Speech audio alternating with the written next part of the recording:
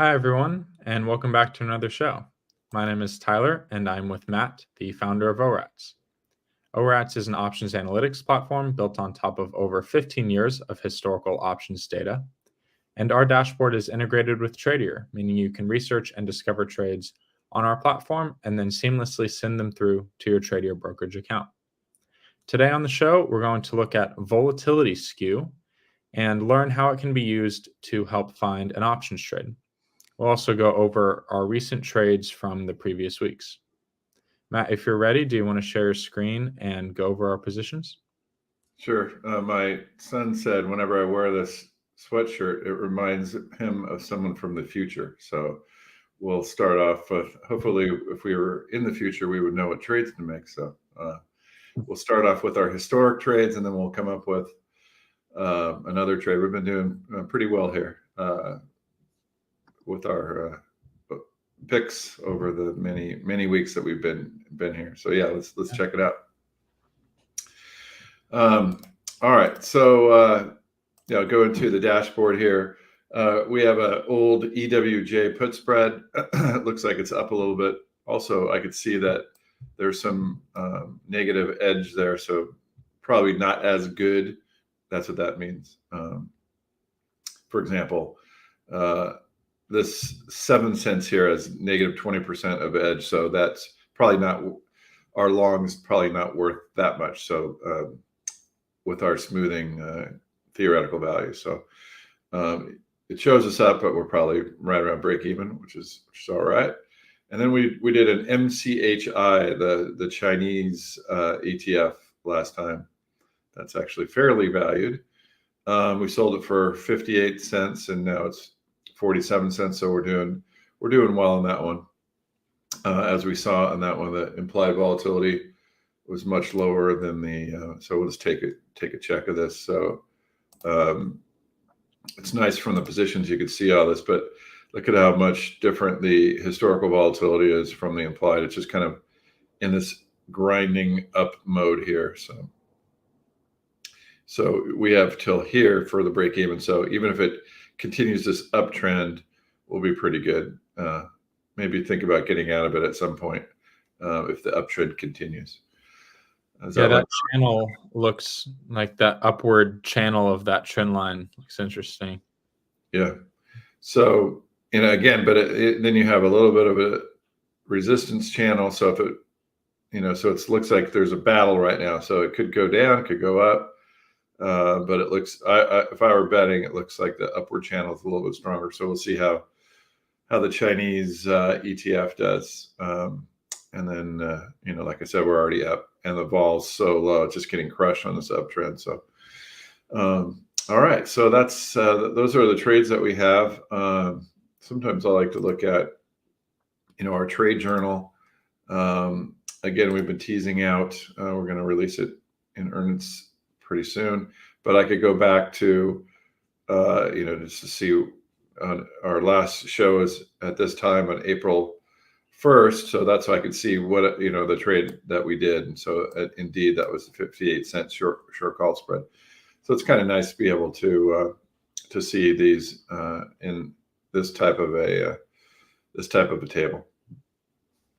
All right. So any questions on that, Tyler, or should we go on, or what do you think? Yeah, trade's going well so far. So this week we're going to look at implied volatility skew, and there's a few ways to look at that in the dashboard. There's the chain. We have some indicators in the stock scanner, and then it's a little bit in the outlook as well. So I'm sure you'll go over all those. Yeah, but in order to I want to find a good stock or good symbol to trade on. So, I have some Skew cheap indicators in here right now. So I want the stock price minimum of 25. I want confidence. That's our confidence between 0 and 100. Volatility between 5 and 30. How wide the market is. Our slope percentile. My office mate wants to come in. So here she comes. She usually helps me on these, so that's why I need her. And so, but the slope forecast, I want that to be a minimum of 1. So we're looking for something that's forecasted higher, and that's what I'm. And then the slope percentile. So that's what I'm sorting on. And so if you look at slope percentiles, I don't really want to trade at oil or silver, but XLU looks interesting. That slope is the percentile. Let's take a look at it. Can we go over real quick, just for the newer viewers, sort of what slope means, what the percentile means, sort of how it relates to the skew and how to trade it? Yeah, good question. So I think the way to look at that, I'll click on XLU and we'll go over to the option chain. So so slope is, let me see if I could get a drawing tool here. So slope is, how steep this skew is, or this skew right here.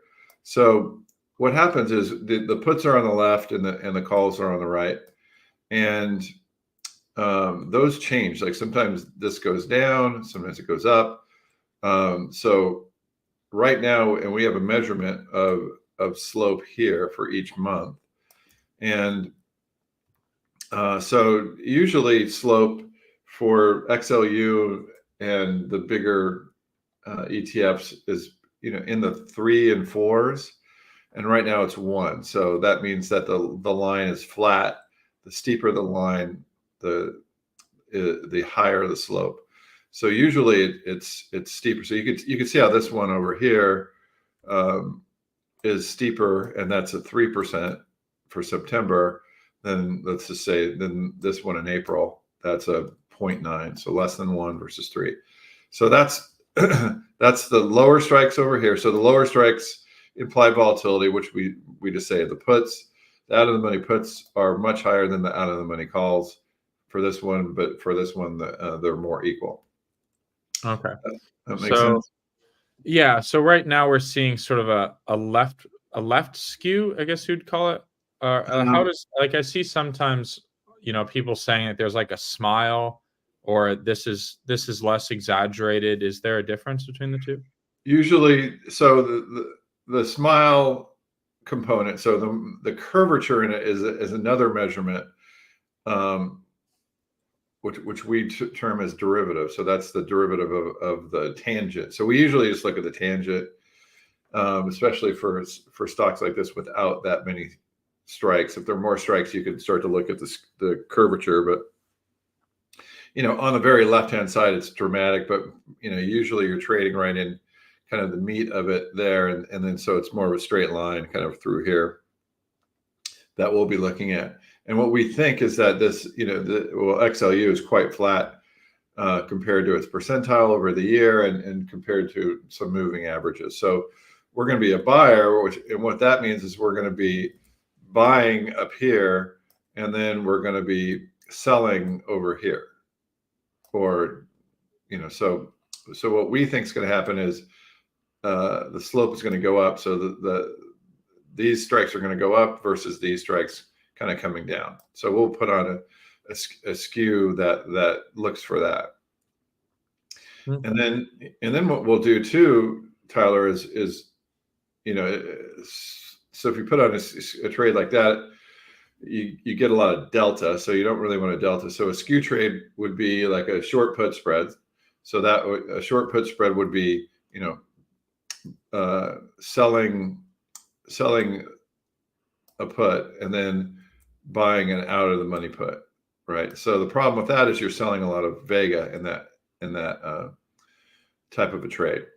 And so first we want to look at how we feel about volatility itself. Oops. So XLU, I'm smacking my mic here. So XLU is not like MCHI. It's pretty much fairly valued. So I don't want to be selling a lot of vol. So the trade that I'm thinking about for this is kind of buying an out of the money and selling a near money that is closer to the money, and buying it out of the money that's farther away from the money. Hopefully that makes sense.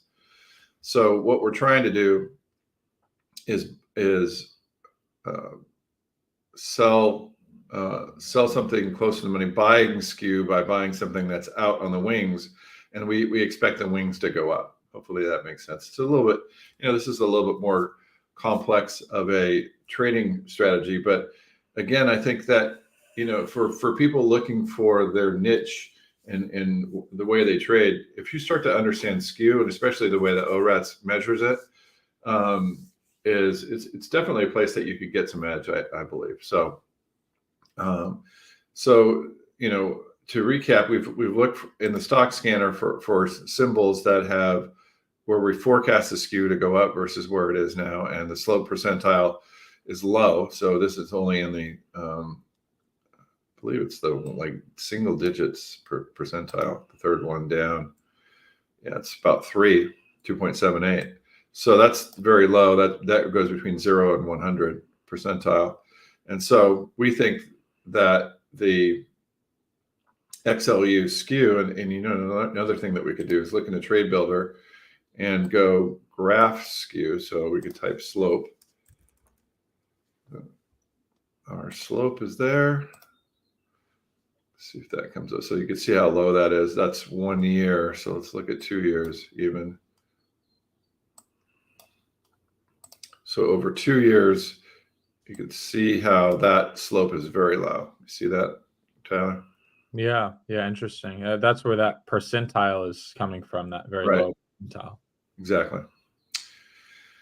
So given that, now we have an axe to grind, so to speak. So now we'll put together a scan. So I don't want to sell a put spread. I'd rather do a diagonal, which would give us a longer dated long put versus a shorter dated short put that's nearer to the money.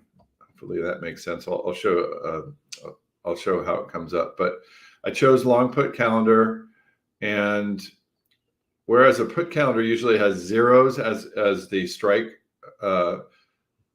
width. So in a calendar you're usually buying and selling the same strike. What I'm saying is the long put strike minus, we always go the leg 1 minus leg 2. So leg 1 is the leg 1 is the long put. So that would be farther out of the money. So that's a lower strike.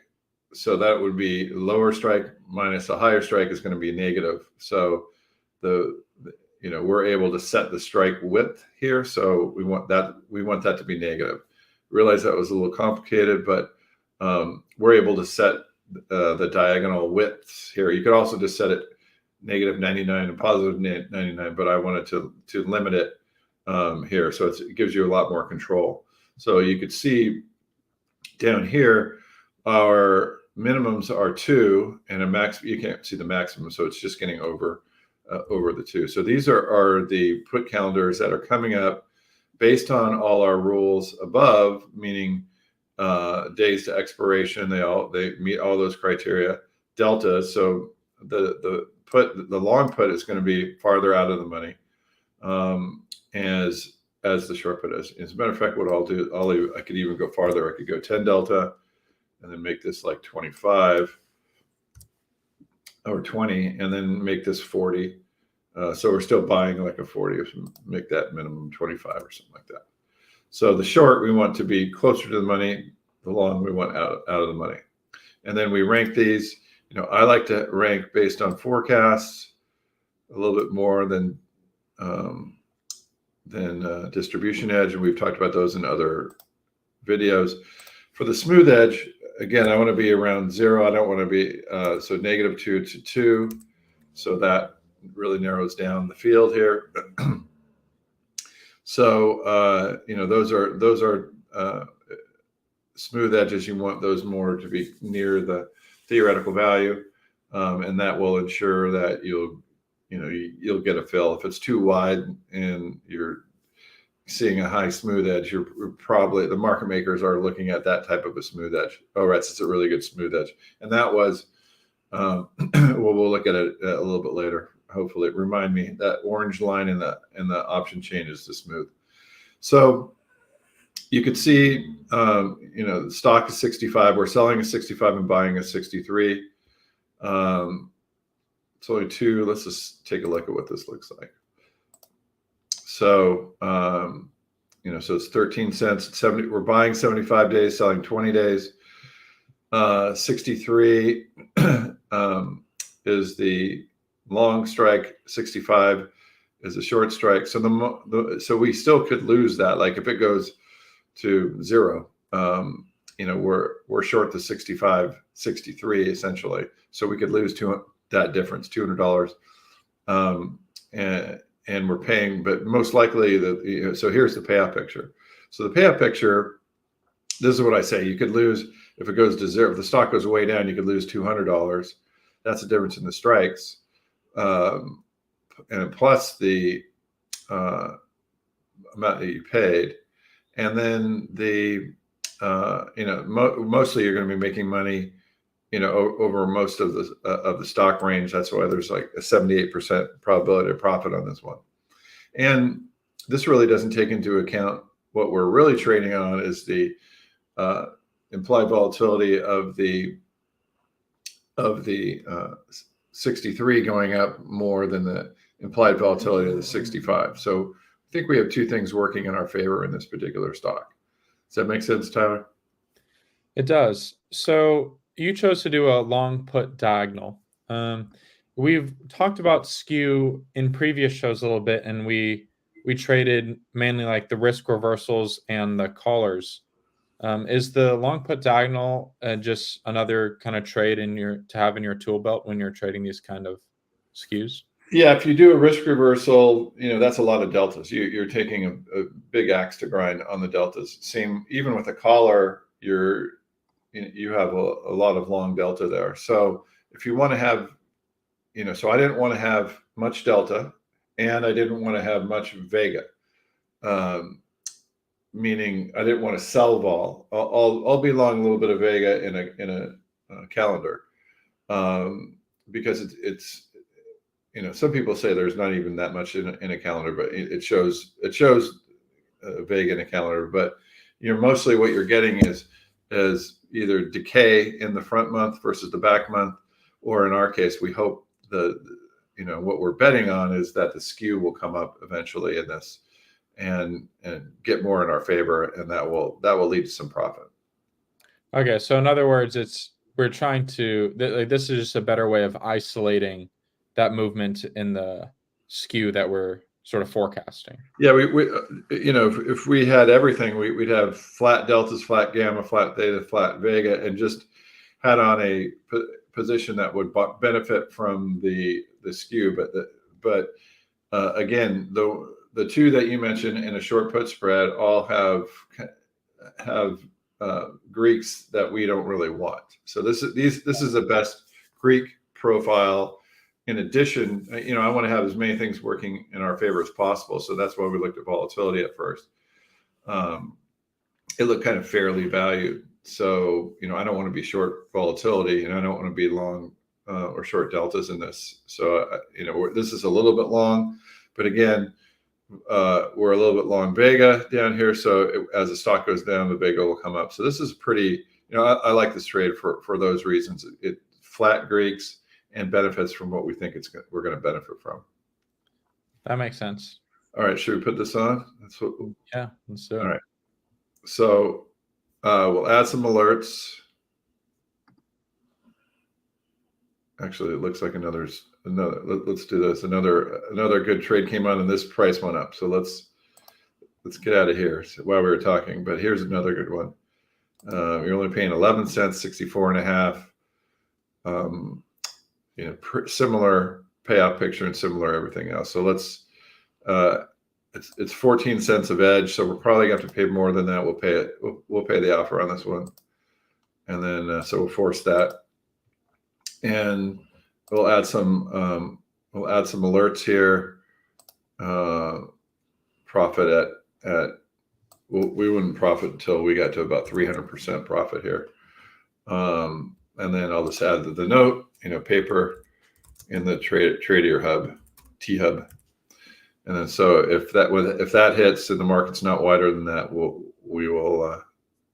hear about it by text message or email.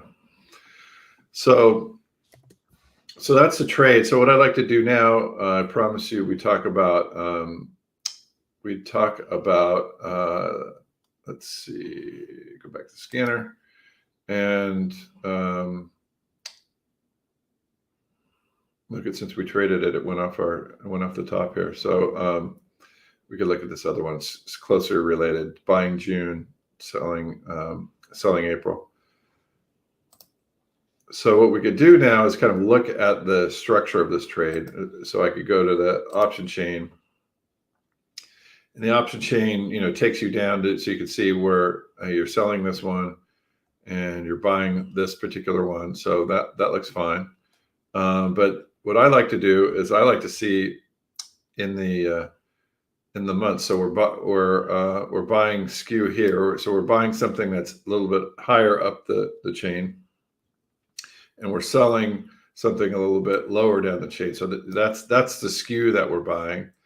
We are, of course, buying a little bit of Vega there, but not so much, because there's more Vega as you get closer to the money. So we're a little bit far out of the money here.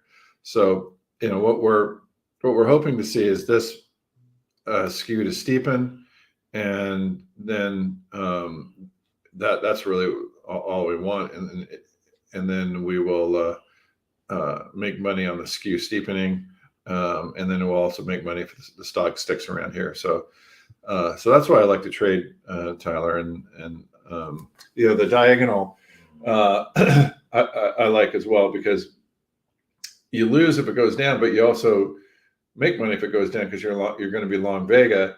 So I like this trade for the reasons that we've been talking about. Gotcha. Yeah, it's really interesting to see those highlighted on the graph there, and you visually see sort of why we're trading this strategy. Oh, I forgot to expand upon the smooth is this orange line. So if you get something way off this orange line, the market maker knows about it. It's probably a really wide market or something. So you're not going to be able to trade those, even though you might say, oh, let's trade that. The market makers, unless there's a resting order there that someone has in there, in which case the market maker would usually trade it. I used to be a market maker, so I know this. So you're not going to be able to trade that. So the market makers will fill you right around the orange line, usually what happens here. Got it. There is some things I wanted to add to the sort of explanation of the slope measurement. Okay. See online a lot, like people, drawing that smile or saying that it's, a smirk or left leaning or right leaning. The slope itself is just a measurement, and we see sort of stocks all over the board. Like we see stocks with a really curved slope, really flat slope, left or right leaning, or left or right skew.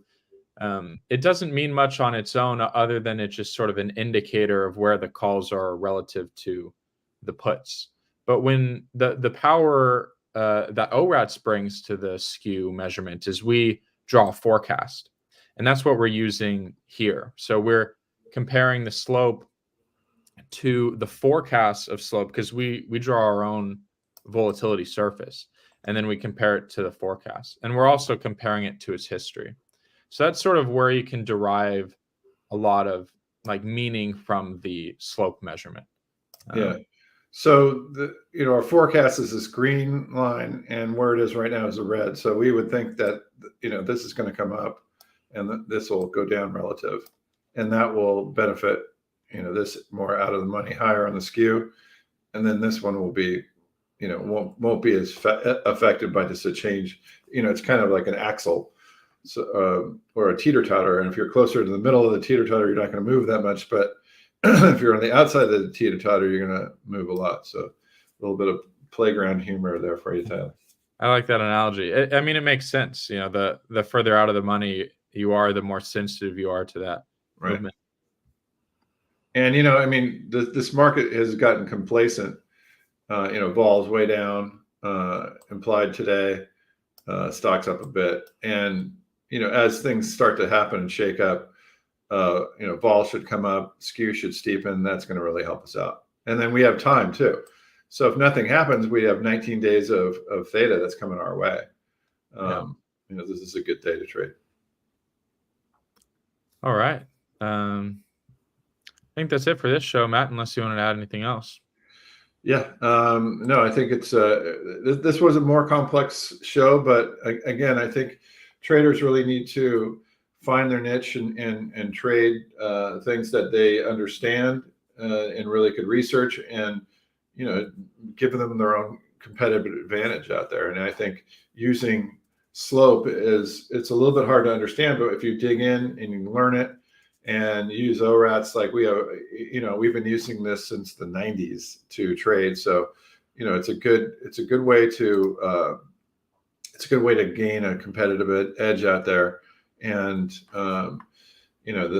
you could do the things that we talked about. It's really hard. I mean, imagine how much data goes into this. You have to summarize all of these dots into skews, and then you need to feed them into a stock scanner, find them, and you compare them to 6,000 other stocks, and we're updating it all real time. So there's a lot of competitive advantage once you learn about Skew, and use ORATS to find these and then understand which trades do well. And we also have back tests that will show you, in shallow skews, which back tests do the best.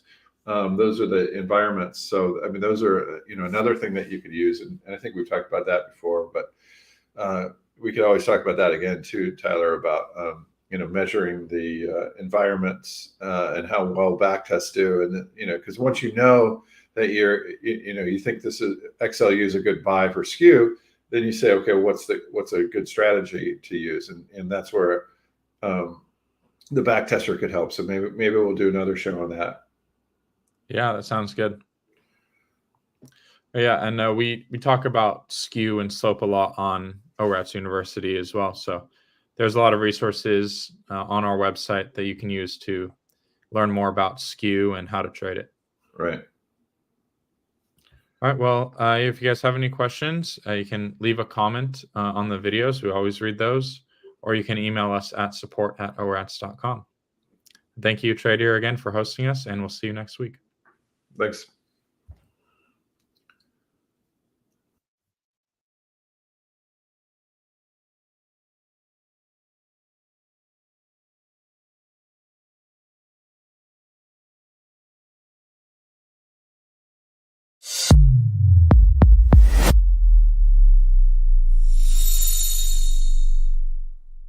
All opinions expressed by Trader Hub contributors are solely the contributors' opinions and do not reflect the opinions of Trader nor its affiliates and/or subsidiaries. You should not treat any opinion expressed by Hub contributors as a specific inducement to make a particular investment or to follow a particular strategy, but only as an expression of their opinion. The contributors' opinions are based on their own personal research, but neither Trader nor its affiliates and/or subsidiaries warrants its completeness or accuracy, and it should not be relied upon as such. Any trades or positions discussed or referred to by contributors may or may not be actual live trades or positions. Such information is not intended to be financial or investment advice. Trader Inc. is the parent company of Trader Brokerage Inc. Trader Brokerage Inc. and Trader Inc. are separate entities with their own products and services. Securities products and services are offered through Trader Brokerage Inc. Trader Brokerage Inc. is an independent subsidiary of Trader Inc., all rights reserved, member FINRA SIPC.